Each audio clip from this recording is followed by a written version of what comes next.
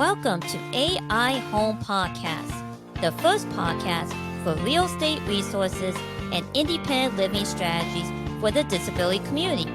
Why? Because accessibility is home. Hi, I'm Angela Fox, blogger, author, and your host. Now, let's begin. I appreciate everybody joining me today on Accessibility is Home, and I am sitting in my accessible bathroom because we know here at Accessibility is Home that accessibility in housing goes beyond the bathroom. I have a wonderful guest, Jonathan. Jonathan, would you like to introduce yourself?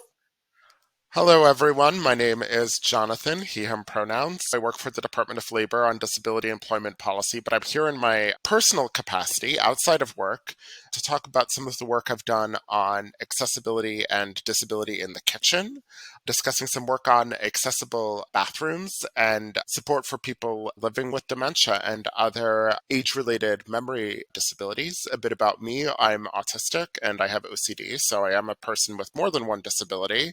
I live here in Greater Washington with my partner David. I have degrees from the University of Chicago, Oxford University, and University of Maryland. And at Maryland, I did focus on age and disability in community planning. So I've spent a lot of time thinking about accessibility. I actually read Angela's awesome book. My Blue Front Door when I was doing some research on accessible housing. It's a great book. You should get it. And I'm not just saying that because I'm on her podcast, but it's also been helpful for me as I go about my own housing search. Thank you so much, Jonathan. And we had actually connected through a mutual friend, Edith, I recorded, it's in a previous episode, so go check that out. That's awesome. He's absolutely awesome. And I was able to interview him. Edith has some wonderful things with regards to permits and Fair Housing Act. So please check out that episode. But when I was interviewing him, he mentioned, hey, you got to interview Jonathan. He's a really good resource for a lot of accessibility for kitchens and things like that. I always like to share how I find some of my guests because the disability community is not just diverse, but also a small, connected community. And so I always like to shine that out whenever I can. Absolutely. And something I often point out to my friends who are wondering, for example, why I'm much more careful about what I post on Facebook or Twitter, which I'm refusing to call by its new name. Amen. It's not only is accessibility and disability a small community, it's we all know each other's business. So the smallness can be sometimes like, oh my gosh, you never know who's reading something. But it's also really great because if you want to know something, there's nothing like sending out that bat signal in the accessibility community. Because even when it's not related to accessibility, if you don't know it, someone either knows or will know someone who knows. Yes. So the moral of the story is you don't need to reinvent the wheel, which is part of the reason why I started this podcast for disability Exactly. home ownership. And because a lot of people who are the able-bodied community, not part of the disability community, when they're facing with the disability issues, they somehow feel that they need to just come up with the answers themselves, or the answers are not out there, and so it can't be done. And that bat signal, I totally agree. In fact, that's how I found Edith. I posted a thing on one of the Facebook groups, and I said, I need a guest for this, and boom, Edith was there, a whole bunch. The bat signal is definitely, it may take 2 or 3 weeks, but it certainly does work out. So please don't reinvent the wheel. And that's actually a really good segue into a project that we're recording this in September, but it's going to be posted in November. But in this August, I actually released. So I already had one food blog called Flavors of Diaspora, which is started out as mostly a Jewish food history food blog. But as I became more, okay with both my disability identity, but also my professional pursuits in accessibility, it started talking more and more about disability in the kitchen. And something I realized is that there isn't a lot of good stuff out there for neurodivergent people and food safety. So neurodivergence, level setting, it's a series of cognitive disabilities that affect some way how the brain works. So you have the ones that people traditionally think of: autism, ADHD, but things like dyslexia, dyscalculia, which is with numbers, OCD, traumatic brain injury, dementia, other cognitive disabilities. And a lot of the food safety resources out there, I realized, aren't really great for neurodivergent people. And so I set about creating this resource, which I released in August, called Safe and Neurospicy, which will be linked in the show notes. Oh, And it's targeted food safety information for neurodivergent people. And it's a continual work in progress. Obviously, folks send feedback, send input. I'm constantly improving on it. But one thing I really try to focus on was not reinventing the wheel, because there are a lot of good resources about individual topics out there. And why reinvent the wheel, especially with something as important as food safety, when you can really direct folks to resources that talk about things like, let's take chopping, for example: how to use a knife, how to select a knife, how to use a knife if you're blind, how to use a knife if you have limited hand motion, if using a knife is not a good idea for you, or if you don't have the spoons. Food safety tips on those pre-chopped vegetables, which are a big accessibility thing. And even though, while it seems, oh, I'm inventing something, it's really actually more, a lot of what it was, creating filler language, creating filler things, but also compiling the wheels into this one bigger machine.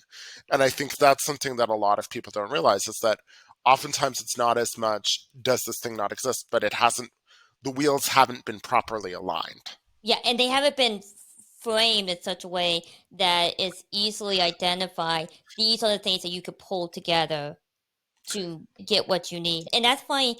The reason why I'm so excited about you talking about that and kitchen accessibility is not just for this episode, but every episode I've started, at least video, which has just been going on for a few months. I have an audio one that I've been doing for the last 2 years, everybody. So check it out on Apple and Spotify. But the video is, I always say, I'm sitting in my bathroom because accessibility housing goes beyond the bathroom. And I say that for a reason, because when you're dealing with accessibility, usually it's just focused on the bathroom.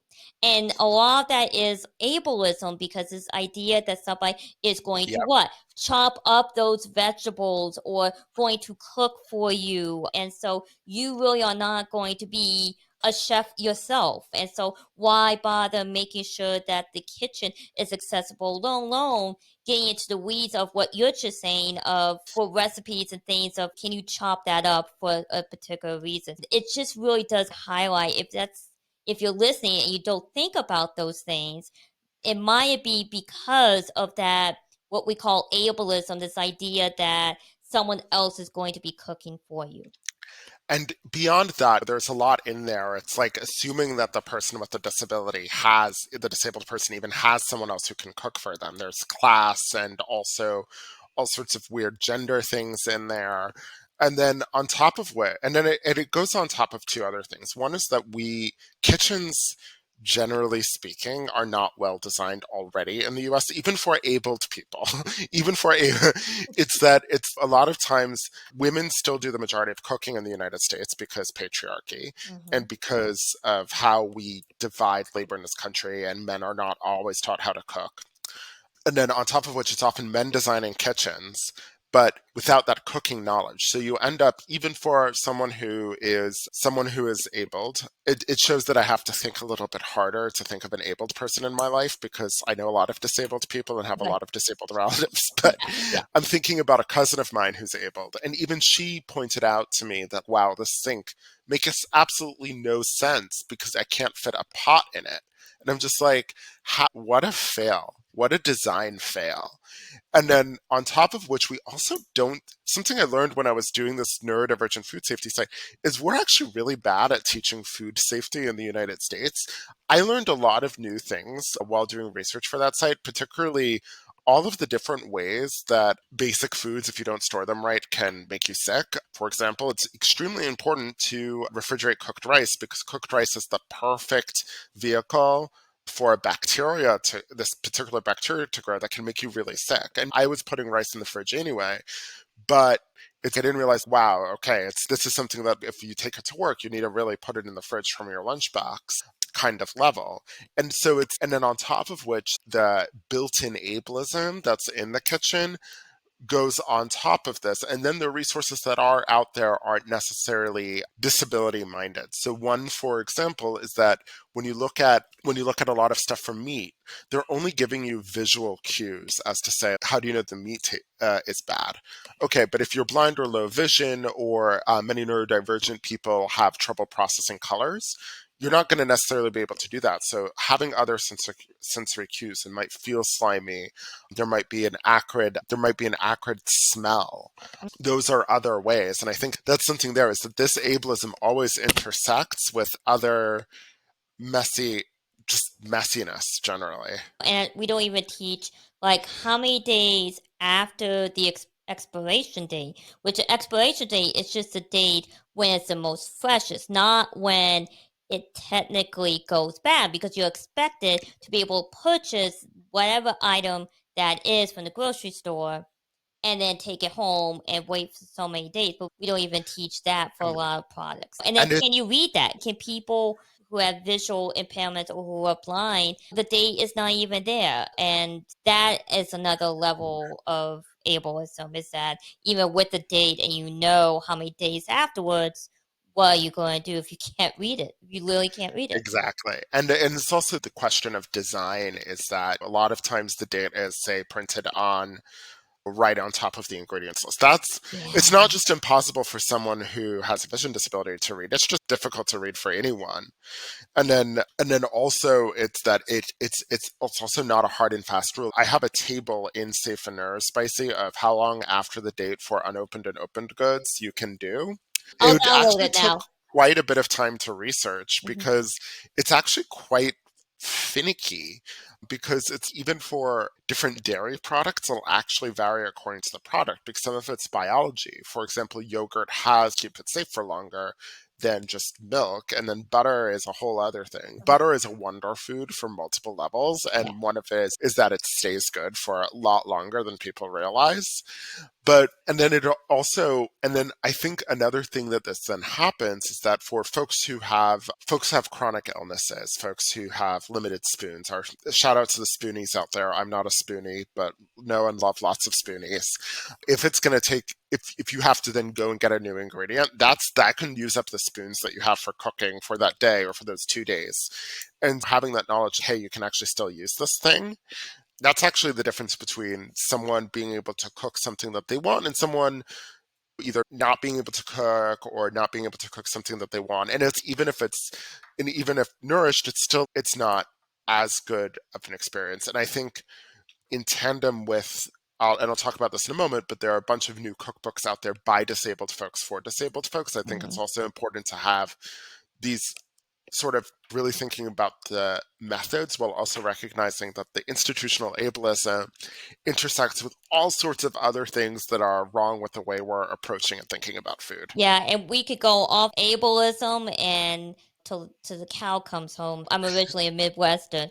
But as far as like the design of a kitchen, what are some things that you have seen that are failures, and what would you recommend to rectify that?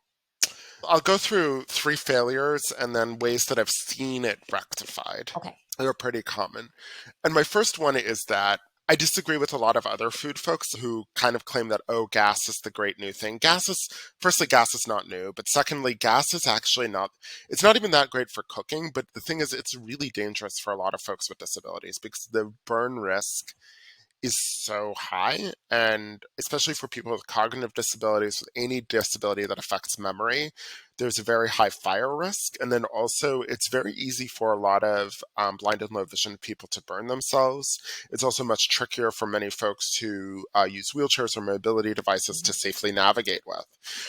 So electric can be good if there are some well-designed stoves out there. But one thing that's really exciting is that induction is getting cheaper. And induction, besides being really good for cooking, has a lot of safety features that make it a lot safer for many people with disabilities. There's less burn risk if you're using a mobility device, especially if it's such that your face is much closer to the flame, or much closer in this case to the heat source. Because it's magnetic, the burner turns off when the pan's removed. So it's also much safer for someone who's blind or low vision if they're having to feel around where something is. And if someone, say, living with dementia, or if they have ADHD and they forgot to turn the stove off, there's that safety feature.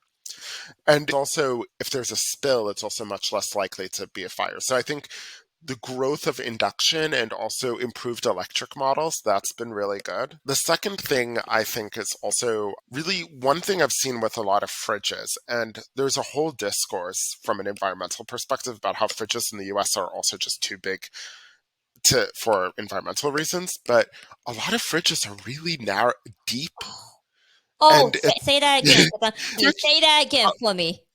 a lot of fridges are way too deep. And it's okay. I am 6'2", and my disabilities don't affect my mobility. I have long arms and I have issues sometimes. So it's like someone who's using a mobility device, or someone who is of short stature, I don't or even use the even, top shelf of my yeah, refrigerator, and my electric wheelchair raises to the highest you can get. And I don't bother to use the top shelf because if the item gets pushed back, I got get someone to get it out. And go ahead. I'm sorry, but it, this is such a pain for me. exactly. It's so easy to forget about food in there. It's actually easy to hurt yourself getting something from the fridge. On top of which, it's even beyond these risks, it's just a nasty user experience. And so one thing that's been exciting, and I've been seeing this when we've been doing home viewings, is that there's actually been a lot more variation now in fridge design. Hmm.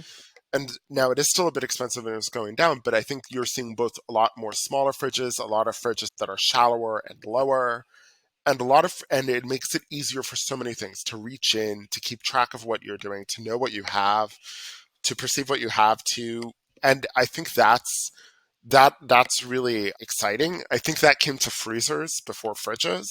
Why that was, I don't know, but I think that's really exciting. And And now a quick break from our sponsor.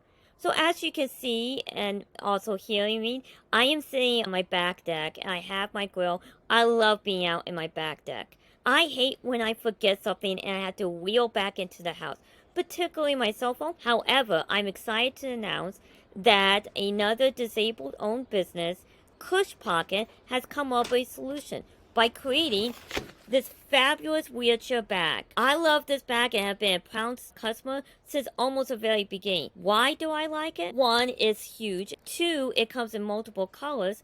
But three, you can put it anywhere on the base of your wheelchair. How does that happen? It's attached to the flap and it has a little Velcro. You put it directly underneath your cushion of your wheelchair. And the Velcro and the weight of your body ensures that this fabulous Cush Pocket bag it certainly will not move. I personally have two directly in front of me and it hides behind my legs, and I love that because it's so much more convenient. Trust me, you will never forget anything ever again. So as you can see down below, I have a direct link for Cush Pocket, and if you use my code Angela Fox, you will get $1 off. And not only will you get a fabulous bag, but you'll also support two disabled owned businesses, Cush Pocket and my business, Horizontal Houses. Check it out. again, the benefits go beyond accessibility. It's a quote unquote curb cut effect, is that it's also going to make it easier to not waste food. Now, do you know if the sorry you hit home, but if the smaller are they by any chance getting wider? Because if I'm thinking if a shelf is more shallower, I really, and this is just for cabinetry in general, I rather have something that's wider and shallower because then I can reach everything versus what you traditionally say is as tall as the sky can go and then super deep and narrow. Yes, I have seen them. I can't think of a model off Mhm. the top of my head, but I have seen that, which I think is really good. And what's advantageous also, if it's wider, again, from a neurodiversity perspective, Mhm. is Mhm. that for if there's someone who has trouble, if it's an access barrier for them to keep track of things, Mhm. it's going to be easier when they open the fridge to Yeah. see everything in Yeah. front of them. Yeah. This is actually something we encounter at home because I have autistic memory, which means I remember way too much stuff, but my partner who's not autistic, he'll sometimes forget about things in the fridge because he doesn't see them. And because I'm a bit of an avid home cook, I've got Mhm. a lot of like weird specialty ingredients and Mhm. sauces and things in there. And then he'll be like, "Oh, I forgot about this sliced cheese." And I'm like, "It's not, but it's yours." It's I don't tend to eat that many. I like sliced cheese. I just don't tend to eat it that Mhm. often. Mhm. So it's generally his. But something an organization like that would benefit him, not from an accessibility perspective, but Right. because on top of accessibility, there's just all of these different quirks that people have. Oh, yeah, and you have smart refrigerators too now, and I've seen one where you can enter in what you put in, and they'll keep track of it. It's super expensive, but I thought, I wow, that's something I really need. Now, of course, you got to enter in the stuff. It's not that you just put the stuff in. And I was looking at it, I'm like, I'm wondering from a visual perspective, if you are visually impaired, how well that platform and was accessible. It's supposed to be able to talk out, but the demo didn't provide that. So it could be just fix one issue and not the other. But hopefully, to go back what you're saying that the refrigerators are expanding. It's another example. I hope that gets more technology friendly for everybody because I would love my refrigerator to tell me what I have in there. I would love it. Yes, and I haven't encountered. I've only seen news articles and things about these Yeah. smart fridges. I haven't actually seen one in. Can you say in the flesh, in the iron, or Right. in the metal for a Yes. refrigerator? And I think this is where it comes to thing number three is that a lot of kitchens are really badly ventilated. And this is a big issue. This is actually a big issue just from a safety perspective generally, is that you get a lot of smoke buildup. It can get very dangerously hot, but it's especially important for people who are neurodivergent or have migraine disorders where it can get very sensorially overwhelming. And one of the silver linings of the pandemic has been there is now more attention to ventilation than there was before. And what I'm hoping is that's also actually going to then carry over into as kitchens are designed, because you right now have ventilation over the stove, but really thinking about how there needs to be a lot more ventilation in kitchens and a lot and it needs to be and there, it also needs to be tied in with air purifying, because that has a big impact both on the food you cook and on the sensory experience of cooking, and I think that's going to be important. And then I think there are a lot of things that go beyond house design that have gotten better in recent years. Pre-chopped vegetables are really important for people because a lot of people shame them. And I'll admit, as I was coming to my own disability identity, I used to shame them, but I realized they're actually really important, not just for people who can't chop or don't have the spoons to chop or who for mental health reasons don't want to have a knife around, but it's just such a time saver. It's chopping can be forever. I also learned in reading about this that in pre-Columbian Mesoamerica, you could actually buy pre-chopped vegetables at many of the markets in Aztec and Maya cities. And the Spanish, when they arrived, in one of their accounts was like, wow, this is so cool. You can buy this. They were calling it a gourd because they were just learning what squash is. You can buy these gourds and these things that are already chopped for you. We've been literally having this for hundreds of years. And I think there's been more acceptance now, especially in the past few years, of these ingredients. And also recognizing that these, when they're pre-chopped, it's not a it's not a bad thing, but because they're pre-chopped, they do have some different properties because they've been chopped. And more recognizing that's going to actually, you're going to want to think about that when you cook. There's a new book out that I haven't read yet, but I've skimmed called Crip Up the Kitchen by Joel Sherrod, and he does talk about using pre-chopped vegetables. And I'm hoping that goes beyond the disability community into just everyone. Because if you're a mom with a small kid, those things are great. And there are lots of these accessibility things that I think are getting just more accepted now, which is really important. I totally agree. I love things that are pre-chopped, especially for me, just to give like a real life example, is I have a short statute. And so even if I have countertops in my kitchen that are lower, I'm not really above as much as someone else would be standing. And I can't get any higher because my knees will bump into the counter space. Like for a squat, like a big old squash, I love to grill, but I need that chopped up. And I buy that now chopped up at Whole Foods. To me, that goes from I will only do it once or twice a year because it's such a pita for me to chop it because Exactly. I know I don't have the angle and even the dexterity a little bit. and versus, oh, I can now buy that pre-chopped. I've integrated that particular vegetable into my diet more frequently. And luckily, it is a little bit more expensive, but a lot of things are a give and take. And I just, guess what? I will buy a particular sweet. And at the end, that's better for me, right? I'm good about trade offs. But I love how you brought it back to Aztec, because I'm always about the history of disability, because we have a tendency to think that history of disability is Exactly. something that's just occurred in the last 50, maybe if you're going the Revolutionary War, 200 years. But most people think it's more of a 50 to 80-year time span, right? And And it's and not. And if you all listen, I have a wonderful guest. She's an international traveler, and it's for International Disability Day in December.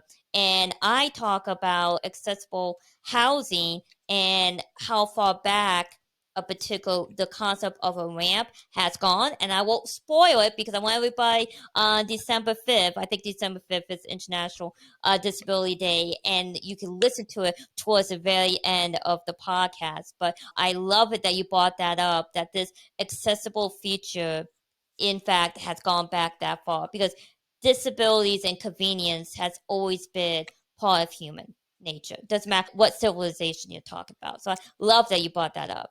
exactly, and I'll actually use that as a transition to bathrooms. But just before I do that, just another couple of things is that there are a couple of resources I'll put in the show notes. One is about actually cleaning, which is a huge part of kitchen safety. And there's a website around cleaning for neurodivergent people called, pardon my language, Unfuck Your Habitat. I will put that in. And then there's actually a new cookbook out by a neurodivergent author and autistic chef named Matthew Broberg Moffat called Color, Taste, Texture, which is for people with food aversions, and a really great interview on accessible kitchen design with Megan Blow. And these are really great resources. But going in with history, I think it's also important because I think we always learn a lot from history. I'm Jewish, and even though there's a lot of ableism in the Jewish community there, we have a tradition going back thousands of years. And it comes from the phrase in the Torah, don't put a stumbling block before the blind. But there is a long tradition of discussing disability. The greatest prophet in Jewish tradition, Moses, is said to have had a speech disability. So I didn't for know. one thing that's really been important in the Jewish disability world is to root it in our history, because even though there's been a lot of ableism in the Jewish community, and there still is, that is something that also goes way back. And it even goes into questions around food. There's aspects of, there are exemptions to bans on cooking on the Sabbath, because if you have a disability and you're not able to do something safely with that, there you can do other things. And I Hmm. think that's something where, knowing that we're building on a big tradition is great. I love it. Now, with the international thing, I did a lot of my research in grad school on accessible restrooms, and largely advocacy for accessible public restrooms, because even beyond accessible restrooms, we just don't have enough public restrooms in this country. And it's one of the interesting things that there are a couple of countries that are just absolutely knocking it out of the water with accessible public restrooms. Korea and Australia actually have laws that mandate certain levels of access. And even though Korea's had some issues with the safety of those restrooms, especially those two countries, especially Australia, has done a lot of really interesting stuff. Iceland has done cool things. There's been a lot of efforts in the UK. And I think that's something where, just observing that has been like, okay, what can we learn here? Because disability, we oftentimes talk about it in a very American context, Yeah. but also in a very Western context. Bidets, really awesome. And one important, and besides the fact that it's much easier for folks to get clean after number two with them, is that I learned in my research that toilet paper is actually not enough for some people who follow certain schools of Islamic thought or certain schools of Hinduism. So Hmm. this is about a matter of religious Hmm. inclusion as well.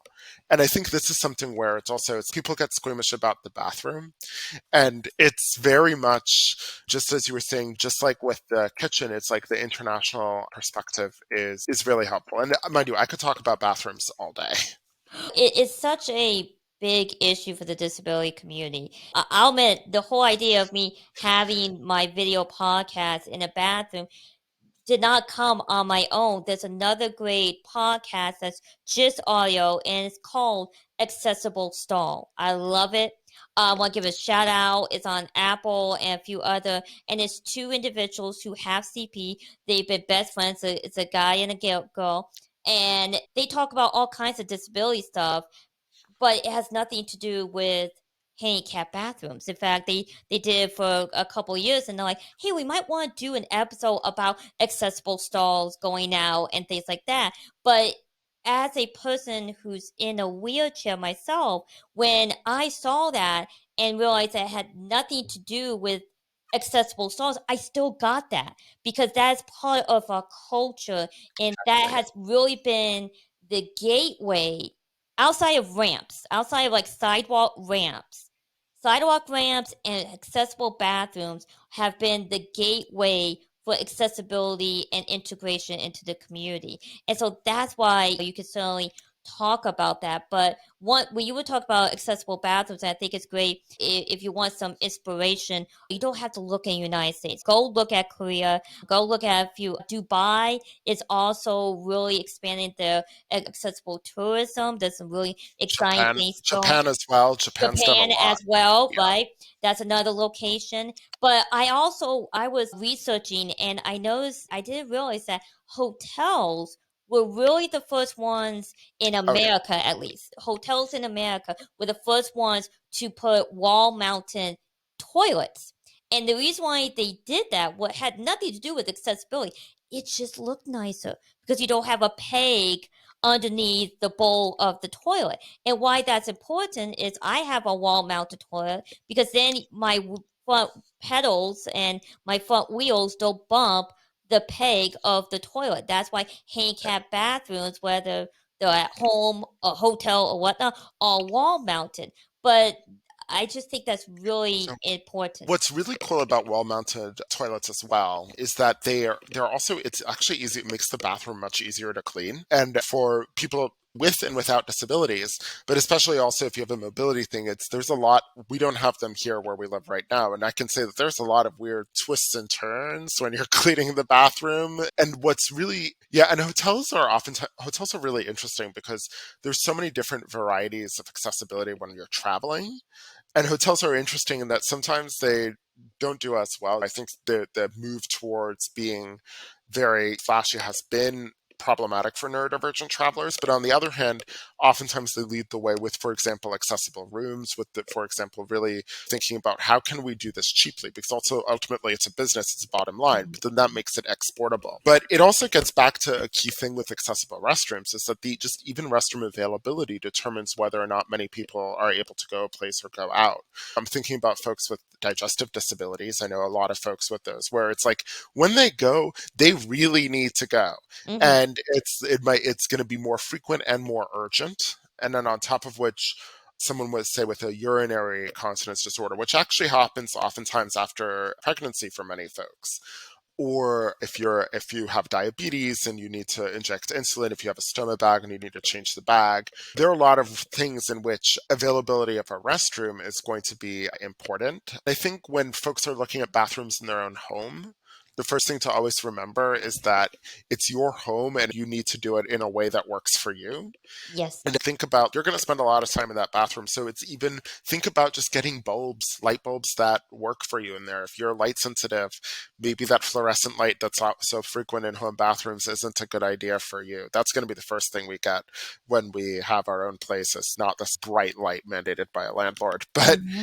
it's those wall mounted toilets are great. There are cheap bidet attachments that you can get for a toilet, but it's really what's all of this research also means that you're able to also customize home bathrooms really easily. Yeah. And that's one thing people ask me, why don't you just do a podcast about accessibility? And that's because the world out there is not accessible. And despite all the wonderful laws and advocacy that we have, and I tell people, but your home should be your oasis away from that. If you're an active listener, I'm sorry you've heard me say this, but you hit it, Jonathan, when you said you could customize. And the reason why you could customize is that if you own a home, meaning it's not subsidized housing, it's not funded by the federal government or state government, which means subsidized housing, and you flat out own it and it's not a rental property, you could do whatever you want pretty much, because the ADA guidelines only apply for places that are open to the public, like businesses, and the Fair Housing Act only applies to rental property and apartments or condominiums that have 4 units or more. So if you have a single family home, a townhome, and you are the person paying the mortgage, you could do whatever you want. And I always tell that to people, because oftentimes when you get contractors, they are going to automatically think they have to follow the ADA guidelines. And Exactly. unless their county or state, in fact, requires for private sector housing to follow these guidelines, you could do whatever you want. And I also caution people, if you're doing contracts, don't necessarily say ADA.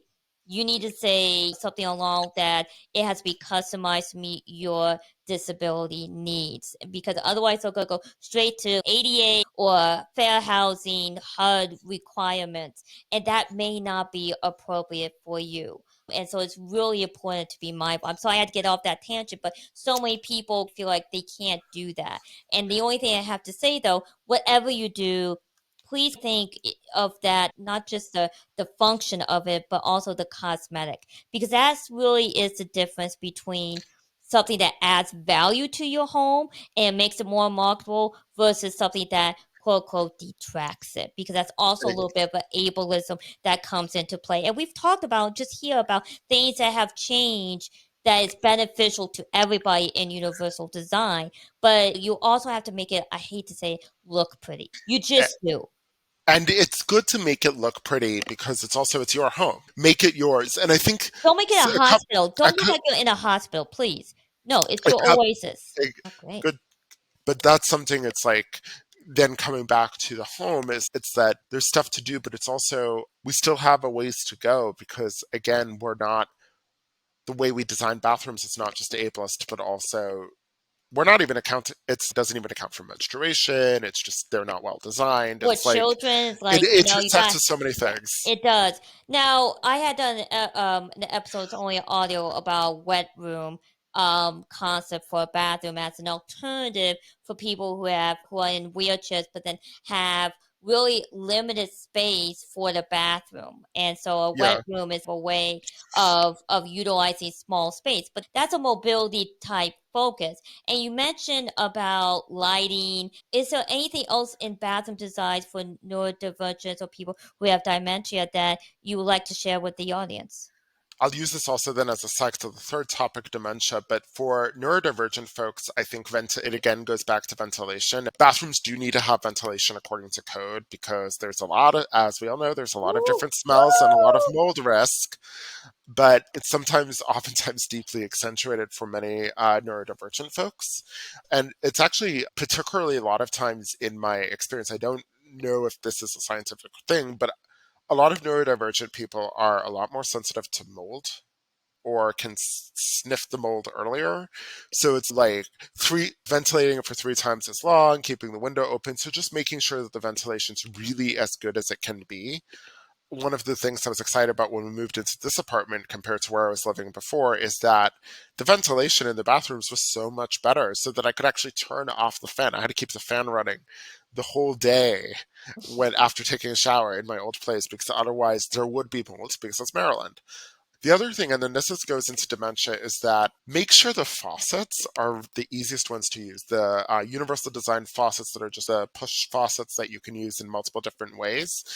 And this is for 2 reasons. One is that separate hot and cold faucets, those need to I'll just be frank, those need to die. But secondly, it's much easier to actually make sure it's turned off because something that you often see with people living with dementia is that these little things can easily be missed, and if you make it harder to miss the little things, then you won't end up with something like a huge water bill or a flood. Is that because it's less, there's less, like, explain There's how. less to do, and it's easier to see that it's off, and Okay, it's obvious, it's more intuitive because that okay. one of the things with dementia that people don't realize. So let's level set a little bit on dementia. Dementia is a series of disabilities, a series of conditions that involve the progressive loss of memory that is usually age related. There is a term called childhood dementia that actually refers to a separate set of conditions that's genetic. But this is age-related conditions that have to do with the degeneration of processes that help with memory and executive function in the brain. About 80% of cases of dementia are Alzheimer's, but there are a bunch of other dementias that actually don't get a lot of attention and are oftentimes quite different in their physical aspects and their mental aspects. Dementia is usually progressive, so you have people who have what's called mild cognitive impairment, or the beginning stages of dementia, where they're still able to, say, work and live independently in the community, and then moderately to severe. And there's a lot of different manifestations, but it usually affects the memory. It usually affects how many things, the executive function, how many things can be going on in the brain at one time. And it actually, very importantly, affects the gait. So it affects how people walk and mobility disabilities. The biggest risk for many people living with dementia is falling. And dementia usually occurs after the age of 60, although for some folks, like folks with Down syndrome, it'll actually oftentimes occur much earlier. So that's dementia broadly. And what happens in living spaces is that both memory, did you remember to turn off the stove? Did you remember to turn off the faucet? But also the executive function. Is it easy to be prompted to turn off the stove? Is it easy to be prompted to turn off the faucet? Are there safety checks that don't rely on someone remembering something or seeing a prompt, like that induction stove that turns off or the faucet that might automatically lower? And that's where it really starts coming in with dementia. Great. And what other things would you recommend within the bathroom? For bathrooms, and then I'll go into the whole house for dementia, but Yeah. for bathrooms for people living with dementia, it's really, and especially if you're planning to age in place, dementia is a natural part of human aging. And not everyone gets it, but it's something that everyone should really reckon with the possibility that they might get, is Mhm. that make sure your surfaces are non-slip. Or that you have some slip resistance to your surfaces. And it can even be something as simple as a bath mat, but really thinking about how things drain, because that is actually the biggest risk for many people living with dementia, is the fall risk. And again, don't have things that don't rely on one cue. For example, if you're putting in a new shower faucet, say, instead of just having the red and the blue for indicating the hot or cold, pick a placard for the faucet that also has H and C. Because some people living with dementia, they lose the ability to process pictures before the ability to process text. Okay. And then it's similar things going to the whole house, similar things for the whole house. Really thinking about surfaces. Those single story homes are really great because the stairs are, even if someone has never had a mobility disability before, the stairs are a really dangerous place for people living with dementia. In the kitchen, again, having easily distinguished surfaces. If you have a white floor, then a black countertop. If you have a black floor, then a white countertop, that kind of thing. Mhm. And again, we have now more technology that allows us to have induction stoves that turn off, allows us to have smart fridges that beep when they're not closed. Mhm. But those kind of things are really things that I'm hoping are going to be more common for people living with dementia. Three research results share is that four, actually, sorry, I counting. So I've done a lot of writing both about accessible restrooms in my efforts to get more public restrooms here in the Greater Washington. But I also have done writing both for Greater Washington and the American Planning Association on planning for dementia-friendly cities. And that's really at a 30,000-foot overview about the whole community, about the need Mhm. for better volunteer transportation, about the need for slip-resistant sidewalks and that kind of thing. But accessible housing is a big thing. And towards accessible housing and planning, there are two resources I'm going to recommend. One is the American Association of Retired People does a livability index that also measures the availability of housing, but also has housing recommendations. And while they're largely aimed for older adults and people living with dementia, it's actually really helpful for people with any disability at any age. I have found it helpful as an autistic person. The other thing is there's this amazing Canadian academic named Samantha Bieri, and I'm going to link her professor page on the site. She's the world expert really in dementia and planning. And a lot of her work is based in Canada, and she's done a lot of thinking about how do you do design that is dementia friendly. And a lot of what she has found is stuff that really benefits people across the disability spectrum. And those are some of the broad recommendations. And then I think just a reminder is that even if you don't develop dementia, if you're planning to age in place, it's something to prepare for. But also, if you're planning to sell your house, we are living in an aging society, and right now our society is 90 over 95% of dementia research is just focused on cures, but we're not actually thinking about, there's not a huge amount of research or efforts to actually think about how do we support people with dementia who are already here and who will continue to be here, to have as high of a quality of life as. And when you do that, it's not just, when you make your house dementia friendly, it's not just something that makes it more sellable on a market, but also provides more options to folks who, like all of the others of us with disabilities, haven't had those options always. And some of the things that you were sharing overlap with other disabilities as well as far as accommodation. You're talking about the high contrast. That's very helpful for people who, have visual impairments. They may not be blind and they need that high contrast. Another great resource I like to throw out is Living in Place Institute. Yes. I'm actually a Living in Place specialist. I got certified through them. And one thing that I always recommend when I go in homes to do assessments, and living in place is slightly different than aging in place because it focuses on safety for children. Because believe it or not, one of the highest deaths in a home is TVs falling on children. Yes. We And we that, it's scary. It's absolutely scary. So we focus on children's safety, the disabled, and then aging in place, not just the people who be living in the home, but people who may come and visit. So we're talking family and exactly. friends, visitors. So it's a very holistic sort of approach. And when you mentioned about some of those things, I was like, yeah, those are things that I would recommend if I know somebody has a visual impairment. Or I also would recommend a stripe, some kind of pretty stripe along the wall, whether it's a rail or whatever, that's contrast. Because if you have vertigo, you need something to focus on, and you're not going to look up and you're not going to look down. And so having that stripe is halfway on the wall, and that helps you if to guide you That, to safety. So and yeah. that's something new I learned, because the stripes I'd always thought of in a dementia context is it helps people navigate. It helps people follow the stripe. But And today I learned, and I for think this also gets vertigo, to the yep. point, is another point is that as an autistic person, when I've done this research, it's like on dementia, and particularly I've gotten to chat with Samantha Bieri, I've gotten to chat with other people who have a lot more expertise on dementia than I do. Or people who have a lot more expertise on restrooms than I do, is also recognizing the intersections between needs for these other disabilities and needs that I experience as an autistic person, or that I might not experience but other autistic people do. For example, a lot of people living with dementia are really noise sensitive.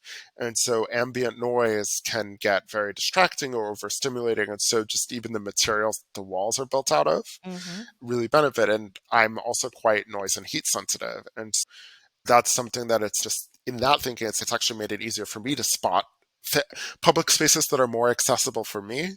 And then similarly with restrooms, is that the ventilation point is that it's actually realizing that it's important for so many other disabilities, not just folks who are autistic, but if you are, many blind folks have a heightened sense of Yep. smell, because Hmm. smell is used as one of the ways of navigating the world. And so it's like a bathroom that is stinky for a non-blind person might sometimes be especially stinking to a blind person. It'll be the same amount of stuff, but Right. it's because they're going to be smelling it more, because sometimes when you lose one sense, the other senses are heightened. Yeah. And I think that's what I love about doing work on accessibility, is that whether it's in the kitchen with food safety, or with the bathroom, or on dementia access, is that in all of these things I find that there's always these interconnections between different disabilities, different experiences of the world, and also these solutions not only help more than one people, but the solutions might come from the most unexpected places. I know, and that's one of the ableist dog whistle is we can't accommodate all disabilities. Therefore, we're only going to do one thing, and not realizing, as we just demonstrated, that you could do this one thing and it does accommodate more than one type of disability. And I always tell realtors, when you're looking to sell a home, you are always going to make it neutral for the most people. But there's always this expectation that once that house is sold, more likely the new owner is going to make it tailored or change it for them. And I say, so if you have that mindset that you're going to make this house as neutral and as Yep. open to everybody, why isn't disability as far as we're going to put these accessibility features because it fits the most spectrum of disability, but knowing there may be somebody within a particular disability that will need something extra, and when they buy the house they can change it. And when I tell people that, Exactly. they get that, but it's just you have to point it out that you're already doing that sort of framework, so therefore disability is no different. Not to mention, it also, with universal design, can accommodate the able-bodied community. And then when you tell them that, I'm like, that usually gets them over the hump. So another thing, and then I think this is a good way to actually end this, is that I think something to always remember with the accessibility is that you can actually have a lot of fun with it. Is that with the kitchens, it's like you can work on food safety and accessibility in the kitchen and still make it really cool, really stylish, really fun, and sometimes for really cheap. Even things as simple as chore wheels and whiteboards and fans for ventilation. Shout out to Color Taste Texture for actually discussing some neurodivergent friendly cheap ways to address ventilation with restrooms. I think there's been a lot of attention now into the personalization, but even when you're getting that non-slip mat for a shower, you can get something fun. And then with dementia friendliness, I think there's been a lot of interest in how to improve navigation, how to improve things in public space, but even in your own home, if you know that you've got an older relative living with dementia, you go out and get that fun carpet at Target that you can lay down on the hallway, and that'll actually help that person navigate into your home. Thank you. Thank you so much. I really appreciate it. Is there anything else you would like to share? I will send my information will be in the chat. Both of my sites, Flavors of Diaspora, Safe and Neurospicy, also links to my writing for Greater Washington and the American Planning Association. And then just a favor for all the listeners, go out and advocate for intersectionally accessible public restrooms. Really think about the kitchen as you go in and how we can just do kitchen designing better. And then finally, if you want to learn more about how to support people living with dementia in your community, really, I'll put this in the resources as well. Really check out resources by Dementia Friendly America, because you can learn how to be a better ally and friend to your neighbors and loved ones with dementia. HorizontalHouses.com is the hub for all things related to disability home ownership. You will find my blog, this podcast, my book, and how my consulting services can help real estate agents or housing developers market and tap into the largest minority group, the disability community. Please help me continue this exploration of disability home ownership by connecting through my Facebook page. Remember, sharing our collective experiences will allow us each to lower the kitchen sink but raise the bar for disability home ownership. Thank you.